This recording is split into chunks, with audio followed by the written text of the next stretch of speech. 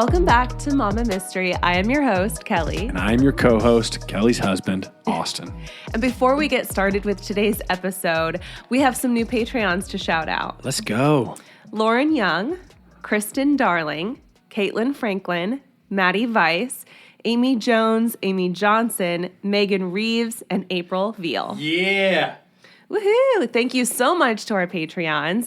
And if you're wondering where our last episode is, we covered the case of Sarah Boone. This is a highly requested case, and it was actually a Patreon exclusive. So if you don't already know, Sarah Boone is being charged with second-degree murder in the death of her boyfriend, George Torres, after he was found dead in a suitcase on February 24th of 2020. She claimed that they were playing a game of hide and seek, and she zipped him up in the suitcase, and then she went upstairs and fell asleep, not finding him until the next day. This story was so bizarre. It was so bizarre. He ultimately died in the suitcase because he couldn't breathe, and Sarah had no idea that she had actually taken videos of the incident the night before. The whole case is so bizarre and baffling. If you want to go listen to the whole story with footage from the night of the incident, go to patreon.com/Mama Mystery, where we offer one bonus exclusive episode each month.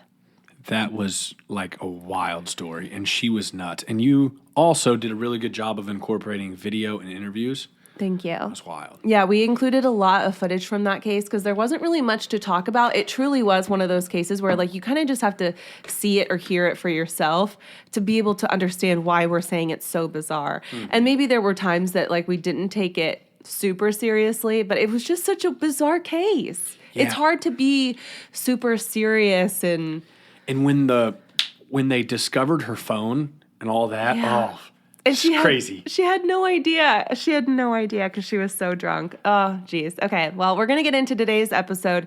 Today's episode is on Herb Baumeister, and this was recommended by Caitlin Graves. If you want to recommend a case, you can go to mamamystery.com, and there is a request form on our website. So this was sent by Caitlin Graves. Thank you. All right, you ready, Austin? Let's do it. Okay. So Herb Baumeister was born on April 7th of 1947 in Indianapolis, Indiana, to parents Herbert and Elizabeth Baumeister. What day was he born again? April 7th, 1947. That is 8 days before Jackie Robinson broke the MLB color barrier. Really? April 15th, 1947.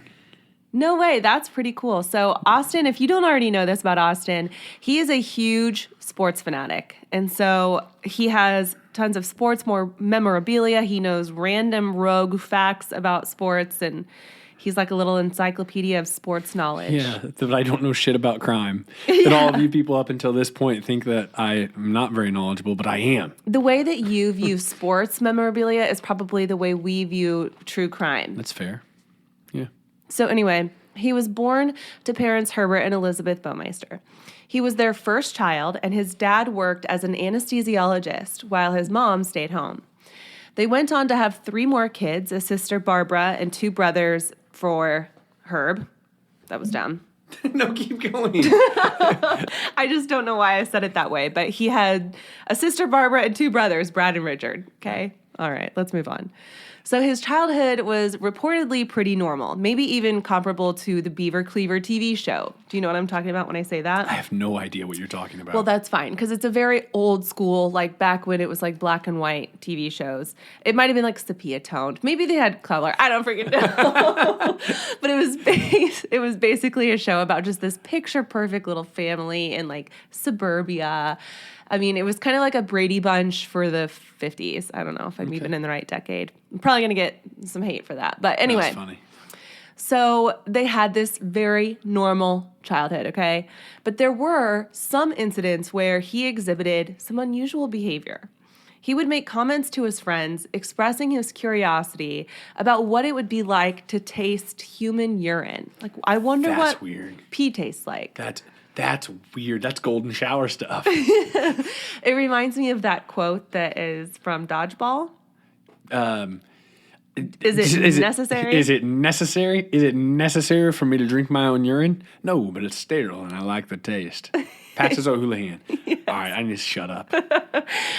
So, yeah, I mean, who doesn't have a curiosity about tasting urine. I don't know. A lot of us. So anyway, one day he found a dead crow in the road, and then he picked it up and put it in his pocket. He brought it to school and then put it on his teacher's desk while she wasn't looking.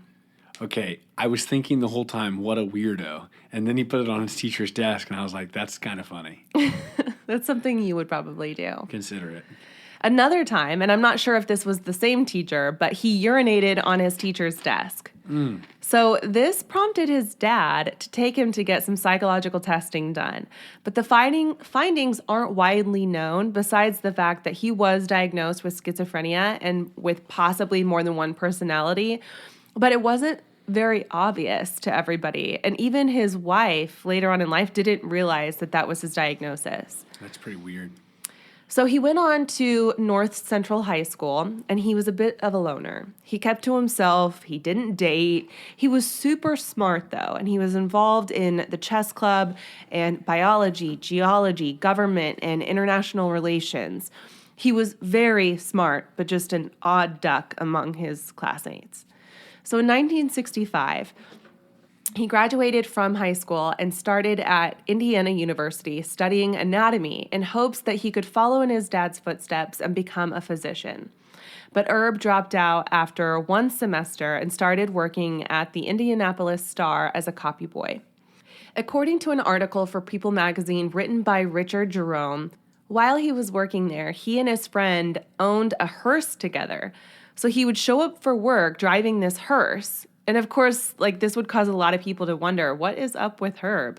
But his coworker, Gary Donna, would kind of just brush it off and be like, that's just Herb. He's just an odd guy. He's just being Herb. He's just a guy being a dude. Herb just being Herb. A guy just being a dude.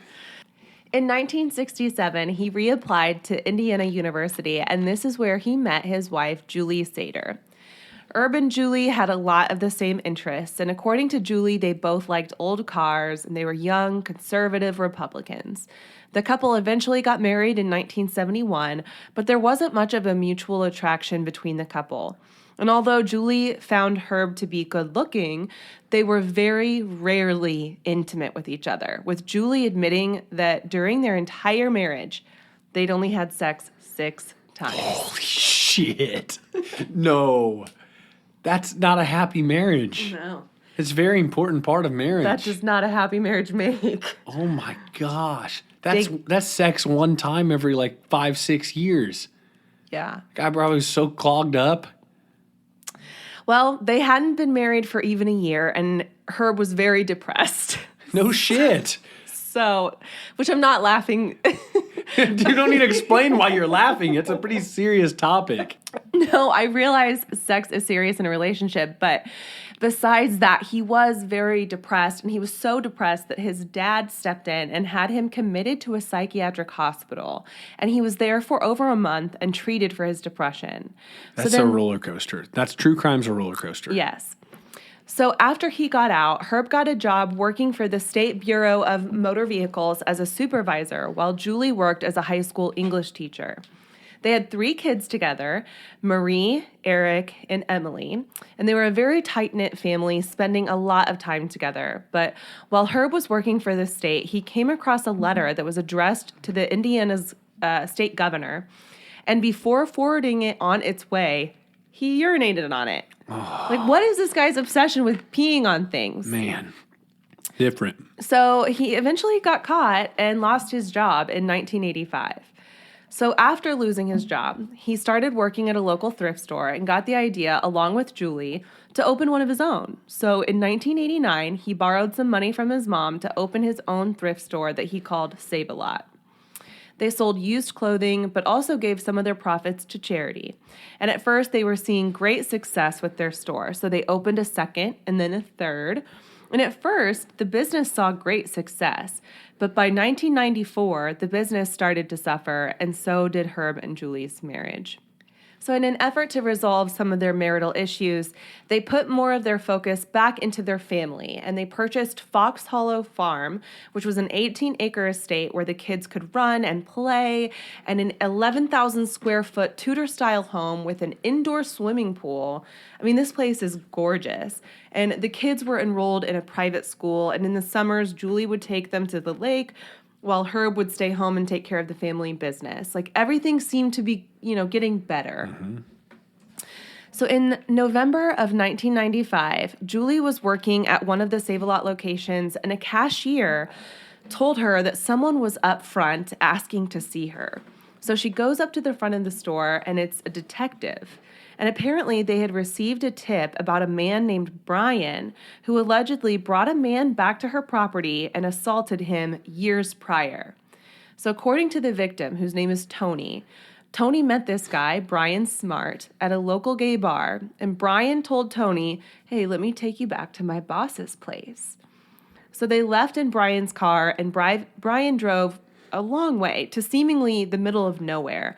And when they got there, Brian brought him inside, and Tony described the place as being really dusty. And the further he made his way into the house, he began to notice that there were mannequins all over the house, like in various poses and various outfits.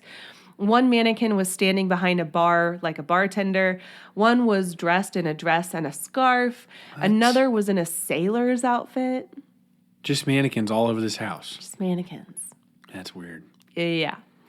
So Tony's like, "Hey, Brian, what's up with all the mannequins?" And good question. Brian just brushed it off, saying, "Yeah, my boss, he's just old and he doesn't like to be alone, and these just make him feel less lonely." Right.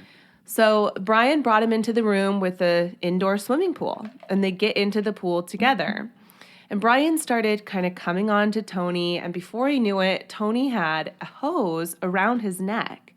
And Brian is asking him, like, "Are you into this kind of thing?" And Brian essentially alludes to the fact that he's into erotic asphyxia, being choked during sex. Oh, man. So he... This is such a strange episode. I mean, it's a roller coaster. This is true crime is a... It's like one second I'm kind of chuckling, and the next second it's like, okay. You never know when you can laugh or not. And you can't you really don't. And you can't make comments about somebody in the story and then you'll feel like shit later. Trust me, it's happened to me. Yeah. Egg on your face. Yeah, it's happened to you so many times because you truly don't know what stories are coming at you. So you have these genuine reactions, and I just let it happen. Yeah, most of the time. Yeah, most of the time. So anyway, he alludes to the fact that he's into this, kind of thing. And he asks Tony to choke him. And Tony does. He puts his hand around his neck and squeezes until Brian appears to lose consciousness and kind of drift off into the water. It like makes me uncomfortable to even think about. I know, and I feel like it's really especially dangerous when they're in a swimming pool. Like, he drifts off into this unconsciousness in the pool. He could drown. Yeah, dangerous situation. Yeah. But then Brian kind of comes back to life, essentially, and he's excited about the rush that he just experienced. So he's like, "Here, let me try it on you." And Brian's trying to kind of sell it on Tony and tells him about the times that he has strangled men in the past and what it felt like to watch their eyes bulge out of their head and their lips swell to the point of almost cracking. But Tony is just not into it. And he's like, "Brian, this isn't cool. Like, you could really hurt someone by doing this. And it sounds like you already have. Sounds like you have a lot of experience doing this." So Brian just kind of laughs it off. And Tony tells him, like, "No, I'm going to have to, tell the authorities that you're doing this." Because Tony is well aware of an ongoing problem in Indianapolis. Nearly a dozen gay men have been disappearing left and right for the past few years. But due to a lack of leads and an apparent lack of concern among police, the perpetrator had not been caught. So he just basically said, "Hey, I'm this dude." Yeah, he basically said it without saying it. That's crazy. And now Tony is standing in a dark pool in the middle of the night, surrounded by creepy mannequins with a guy that he believes might be a serial killer. Okay, I got the goosebumps. That's weird. Yeah, sure thing. Hey, you sold that car yet? Yeah, sold it to Carvana. Oh, I thought you were selling to that guy. The guy who wanted to pay me in foreign currency, no interest, over 36 months? Yeah, no.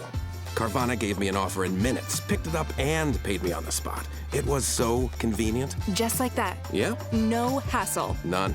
That is super convenient. Sell your car to Carvana and swap hassle for convenience. Pickup fees may apply.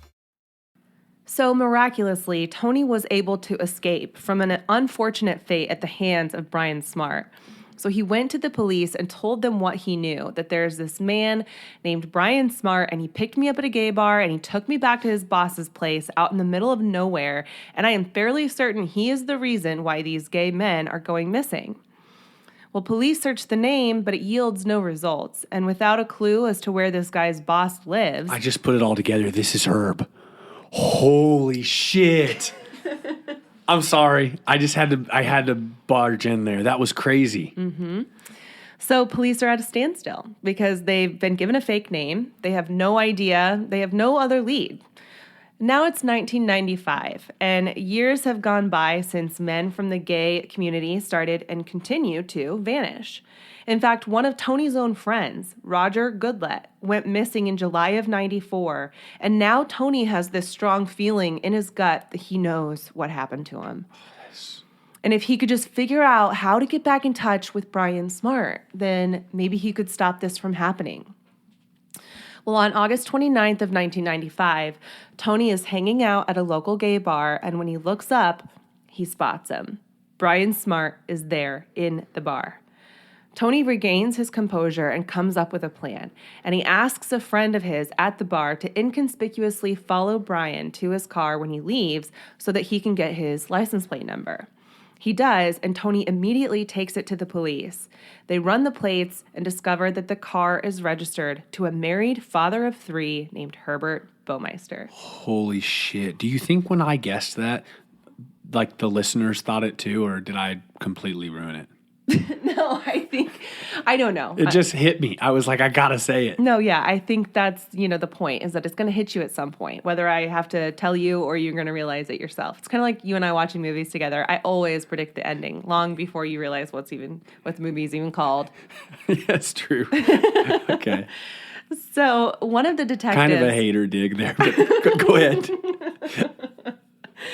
One of the detectives goes to one of his Save-A-Lot stores and approaches Herb with this information that they're looking into multiple disappearances and they want to know why his car might be at a gay bar that night. Well, according to A&E's documentary, The Secret Life of a Serial Killer, just this detective's mere presence shook Herb to his core, and he was visibly shaken up. But was he nervous because they suspected him to be a serial killer or because he could be outed for being gay? Herb had built this life as a businessman, husband, father of 3, uber-conservative Republican. And he was very upset that they saw his car there and that they were asking him these questions and even told them, like, my family, they can't know that, my car was seen at a gay bar. Like, they don't know that I even go to these places. Mm-hmm. So he shut down any further questions that they had. And that is when they go to the Save-A-Lot and ask to speak to Julie in November of 1995. During that conversation, they revealed to Julie that Herb was being investigated for homosexual homicide. And at first, Julie felt like the wind was just totally knocked out of her. She didn't even know what that meant. She asked herself, I know what homosexual means and I know what homicide means, but like, what does that mean when they're together? Like, she was just so shocked. She was stunned and in disbelief. She had never even seen Herb raise his voice at her or their children, let alone be even remotely violent with any of them. She pleaded with detectives, telling him, no, you've got it so wrong. This is not the Herb she knew. Somewhere they got it wrong. And when they asked to search the property, Julie declined and told them, you're not searching anything without a search warrant because you have no evidence. And she was right. They didn't have a search warrant, and they weren't able to even obtain a search warrant because they didn't have evidence. All they had was this guy's word. And, of course, the license plate. Yeah, like a witness saying his car was at this gay bar. But, like, that's not enough. Mm-hmm. So behind closed doors, Julie asked Herb for the truth. She confronted him with the detective's concerns, but he just kind of dismissed her. But beyond the ongoing investigation, Save-A-Lot was floundering and on the brink of foreclosure. So needless to say, these things had an irrevocable effect on their marriage, and Julie filed for divorce on January 4th of 1996. So they only made it like months after that whole thing. Yeah, I mean, it's spiraling. So even though Julie filed for divorce, she still maintained his innocence, and she told her attorney that she couldn't believe what the detectives were telling her and that none of it made any sense. So she asked her attorney to speak with the detectives and kind of just get his opinion and his feel for what's going on. Well, by June, Herb's behavior was just spiraling out of control. He closed one of the Save-A-Lot stores without even telling Julie. He was becoming really angry and aggressive towards everybody. And then on a whim, he took their son Eric to the lake for just a spontaneous vacation. And when Julie checked their bank accounts, she found that he had emptied all of them. So finally, Julie has been pushed to her limit.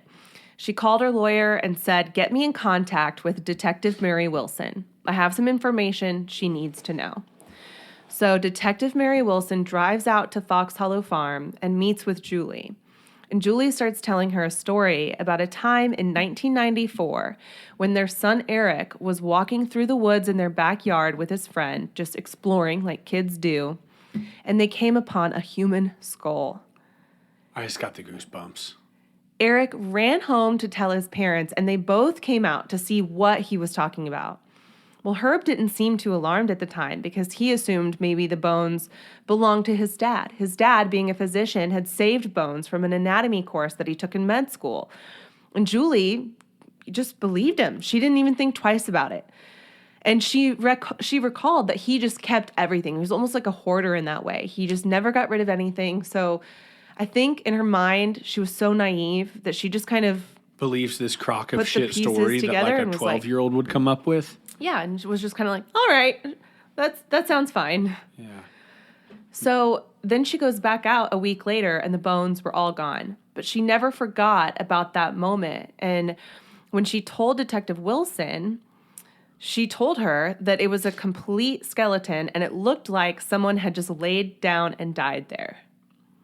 So Julie actually led the authorities to the area in the woods where she found the bones originally. And sure enough, there were still remnants of a skeleton there. Herb had removed the big bones, but left behind teeth and other very small bones that like you would find in your hands or feet.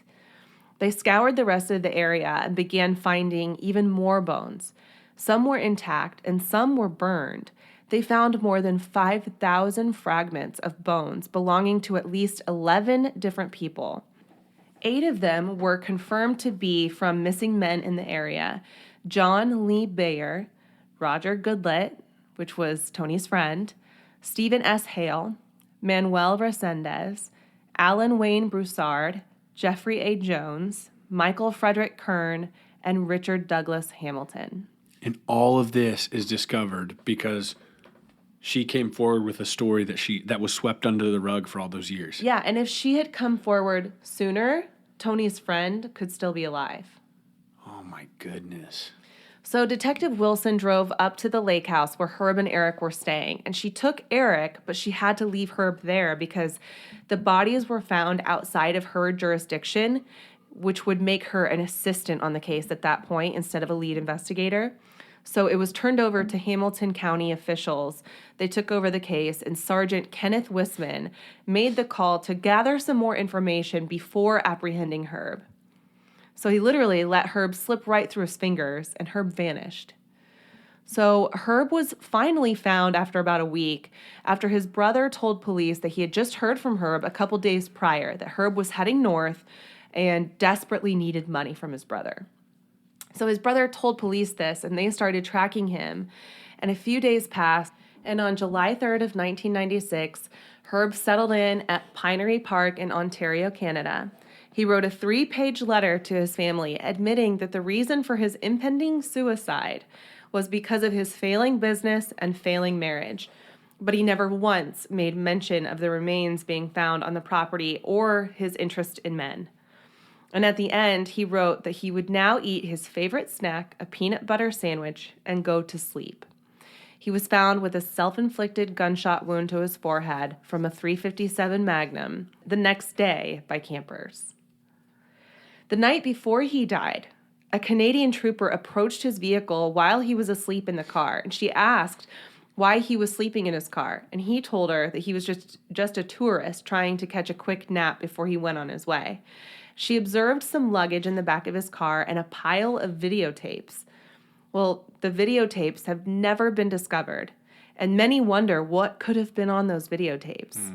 But maybe it's for the best that we don't know. Yeah, that's a freaking bonkers story from start to finish. And it's like a terribly sad finish when you think about somebody ending their life because their whole freaking world's crumbling. But he had a dirtbag past. Yeah, and of killing people. like you made your bed, so now you can go to sleep after your PB&J.